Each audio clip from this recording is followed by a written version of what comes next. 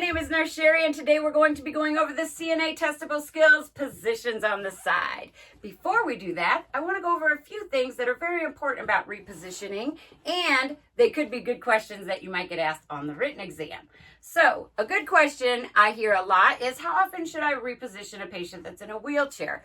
Well, we need to offload them, right? Because all their weight is sitting there. So if we offload them, we can offload them every hour is what we should be doing for somebody in a wheelchair. And you can do that by placing a pillow or any kind of blanket or something underneath their buttocks on one side, and then the same on the other side.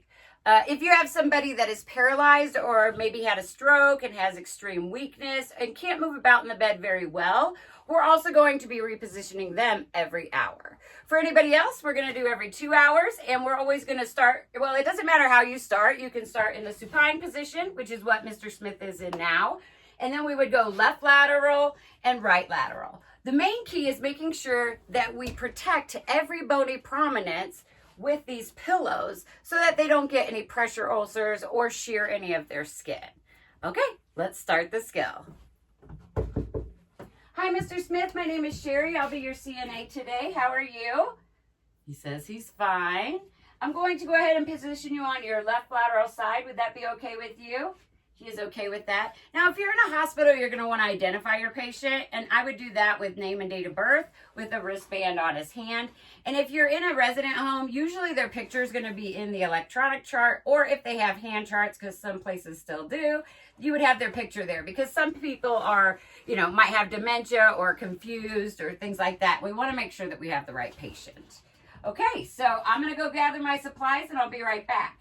As you can see, I already gathered my supplies for this. I just need 3 pillows. And so I'm going to go ahead and provide privacy. And I'm going to come back and I'm going to check the bed to make sure that it's in the locked position. He does have his call light, so I'm just going to leave it here in his hand.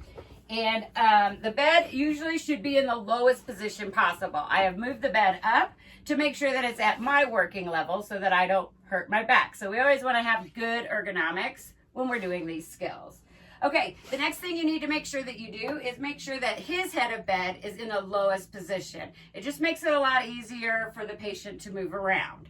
All right, and the next thing I'm going to do is go ahead and raise the side of the rail in which he's going to turn. This will help him be able to have something to hold on to if he's able to hold on to something, and it helps him be able to move a little bit better. So it gives him the nice sturdiness, and it helps me so that he doesn't fall off the bed. Okay, for this purpose, I would do this with the blanket on if I was working with a patient in a hospital or a nursing home. However, since it's a training video, I'm going to go ahead and pull the blankets down so that you can see exactly where I'm placing all of these pillows.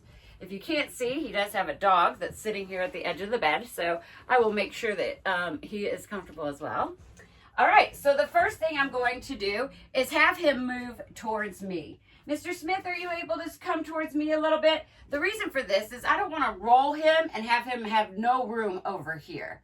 Okay, so if he needs help moving over, the best way to do that would be to grab your Chuck's pad in between here, and you're going to just slide him over. Okay, then for the top half, you would grab here, and this would be like if it was a paralyzed patient.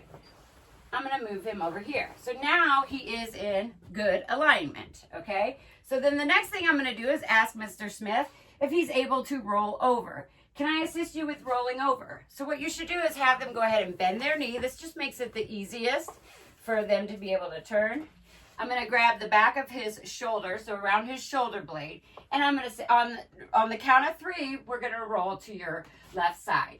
1, 2, 3. And we always want to give that third because we want to make sure that we're giving them a countdown too, so they're ready. All right, so the first thing that you want to make sure you do is reposition the head pillow. Just do that while you're already up here. So I just kind of move it on down to make sure that it looks comfortable, right? All right, then the next one I'm going to do is supply behind his back. I've seen this done 2 different ways. The way that I've always done it, and it seems to work really well with all patients that I've ever worked with, is I kind of slide it right here, and then I'll just slide it underneath. So there's no crease or anything under here. Now, I've seen people also, if it works better for you, to fold the pillow. and put it underneath of him, okay? And then when you do that, I always ask the patient to go ahead and lean back into it. That way, he's comfortable, right? He doesn't want to just be on his side. I want the pressure to be moving onto this pillow here, okay? Then I'm going to take my next pillow, and you're going to keep the bottom leg straight, and you're going to manipulate this leg. And when we move, we want to make sure that we are supporting the joint and the ankle, okay? So I'm supporting both of these. I'm going to grab the pillow, and I'm going to place it here. And the point is with this, it's a lot easier, obviously, with a real person. But your idea here is to make sure that you are supporting that joint, and as far as for the ankle as well. If you can have it hang off, even better, so that they don't have any shearing if they start to move their leg around. All right, now I'm gonna walk around to the other side of the bed, and the final pillow is going to go underneath of his arm to support his elbow and his wrist joint. So I make sure that I lift up both of those, and I'm going to place it in kind of a diagonal way, because I want to make sure that it's not covering his face, you know, especially if you have a paralyzed patient that can't move the pillow for them. So we want to make sure that we don't have it in their face at all. Okay, and then the last thing that I want to make sure that I do is readjust his shoulder. Okay, so I'm going to lift the shoulder up and the arm up, and that you have to do.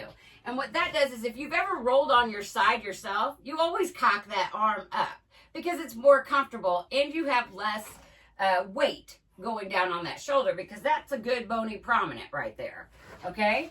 Then I'm going to check the bed, make sure that it's locked. I'm going to lower the bed into the lower, safest level, and I'll give him his call bell. Mr. Smith, I'm putting your call bell in your left hand here. Are you comfortable? Okay, and is there anything else I can get for you? All right, thank you. You just go ahead and hit your call light if you need anything. So I made sure that my bed is locked. I would recover him back up if he did get uncovered or wanted to be uncovered, or I'd ask him what he would like, right?